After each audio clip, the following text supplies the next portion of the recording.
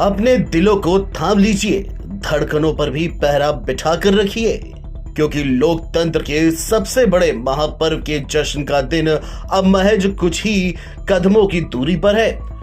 किसकी तपस्या सफल होगी और किसकी तपस्या में कमी रहेगी, इस फैसले के इंतजार में सियासी दलों की धड़कनें तेज हो चली हैं। लोकसभा चुनाव के नतीजे 4 जून को सामने आने हैं, लेकिन उससे पहले ही अटकलों का बाजार गर्म था। गांव कस्बों के नुक्कड़ से लेकर के अलग अलग सोशल मीडिया प्लेटफॉर्म पर हर कोई एक दूसरे से यही पूछ रहा था कि कौन आ रहा है देश की सत्ता में। अब इसका जवाब बस एग्जिट पोल के आंकड़ों के आधार पर दिया जा रहा था, लेकिन अब चंद घंटे ही बचे हैं। तस्वीर साफ हो जाएगी कि आखिर 2024 में देश की सत्ता पर कौन विराजमान होगा। लोकसभा चुनाव का रिजल्ट देखने के लिए लोगों ने खासा तैयारी भी कर रखी है। कोई बड़ी स्क्रीन पर नतीजे देखने के लिए बेताब है तो कोई दोस्तों और परिवार वालों के साथ इस बड़े दिन को सेलिब्रेट कर रहा है। और क्यों ना करे, आखिर दुनिया के सबसे खूबसूरत और सबसे बड़े लोकतांत्रिक देश में नई सरकार का जो गठन होने वाला है। लोकसभा चुनाव 7 चरणों में आयोजित किए गए थे, जो 19 अप्रैल से शुरू होकर के 1 जून को संपन्न हुए। उसके बाद शाम को नतीजे आए। एग्जिट पोल के नतीजों के पहले ही एग्जिट पोल का दौर भी जारी है। एग्जिट पोल के जरिए सर्वे के आधार पर इस बात का अनुमान लगाया जाता है कि किस पार्टी की जीत होने वाली है और देश में किस दल की सरकार बनने वाली है। तमाम एजेंसियों के एग्जिट पोल में केंद्र में एक बार फिर एनडीए की सरकार की वापसी होने की बात कही जा रही है। लोकसभा चुनाव 2024 को लेकर तमाम एजेंसियों और न्यूज चैनलों की ओर से जारी एग्जिट पोल में एनडीए को पूर्ण बहुमत मिलता हुआ दिखाई दे रहा है। एग्जिट पोल के आंकड़ों को लेकर सत्ता के कुछ नेताओं का दावा है कि एग्जिट पोल एग्जैक्ट पोल साबित होगा। वहीं कुछ नेताओं का तो यह दावा है कि 4 जून को रिजल्ट आने के बाद एनडीए की सीटें और बढ़ेंगी।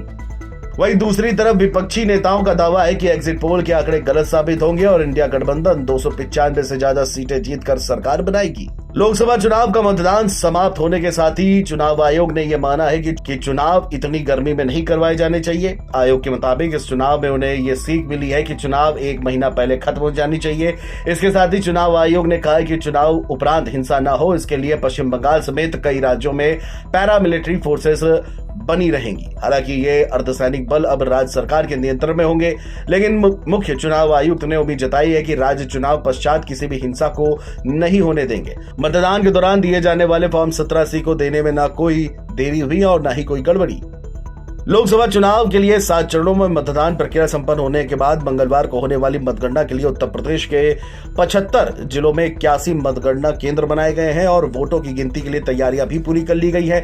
उत्तर प्रदेश के मुख्य निर्वाचन अधिकारी नवदीप रेणवा के अनुसार मंगलवार को सुबह 8 बजे से मतदान शुरू होगा। उत्तर प्रदेश में कुल 851 उम्मीदवार मैदान में हैं। इनमें से 771 पुरुष और 80 महिलाएं हैं। इनमें से सबसे ज्यादा 28 उम्मीदवार घोसी लोकसभा क्षेत्र से हैं और सबसे कम 4 उम्मीदवार कैसरगंज में हैं। रेणवा ने बताया कि राज्य के 75 जिलों में 81 मतगणना केंद्र बनाए गए हैं। उन्होंने यह भी बताया कि 24 के लोकसभा चुनाव में राज्य का कुल मतदान प्रतिशत 56.92 रहा, जो कि 19 के 59.11% के आंकड़े से तकरीबन 2% से ज्यादा कम है। बहरहाल तमाम तैयारियां जो हैं वो कर ली गई हैं। तमाम मतगणना केंद्रों में अधिकारी और मिलिट्री फोर्सेस तैनात कर दिए गए हैं। सुरक्षा के सारे इंतजाम है। किसी तरह की कोई लापरवाही या कोई चूक ना हो जाए, इसको लेकर के सुरक्षा पूरी तरह से चाक चौबंद कर रखी है। अब जैसे ही 4 जून को सुबह के 8 बजेंगे, तमाम सबसे पहले जितने भी बैलेट पेपर हैं वो उनकी गिनती की जाएगी और वही 8:30 बजे से ईवीएम मशीन खुलना शुरू हो जाएंगे। हालांकि सुबह से ही चहलकदमी जो है वो शुरू हो जाएगी। चुनाव के परिणामों को लेकर के पल पल की अपडेट आपको मिलती रहेगी। Video desk NBT online.